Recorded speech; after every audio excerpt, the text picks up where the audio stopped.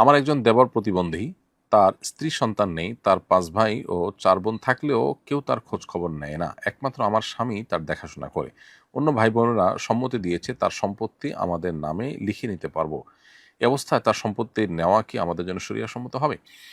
উত্তর হলো হ্যাঁ, অবশ্যই আপনি তার সম্পদ নিতে পারেন। কিন্তু ততটুকু যতটুকু তার ভরণ-পোষণের জন্য দরকার হয়। দেখুন, ধরুন তার লালন-পালনে একজন লোক রাখলে যে টাকা যেত, তার পেছনে যে পরিমাণ খরচ হয়, আ সেই আ পরিমাণ খরচ যদি আপনারা আ তার সম্পদ থেকে রাখেন, তাহলে সেটা জায়েজ আছে।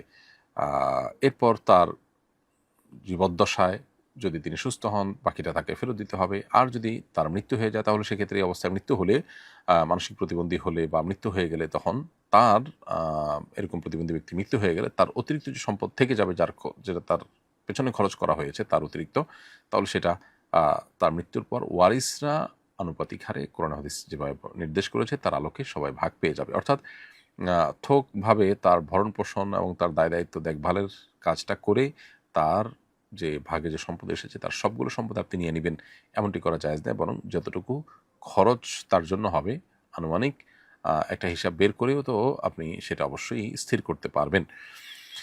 অতএব সেটুকু আপনি নিতে পারেন।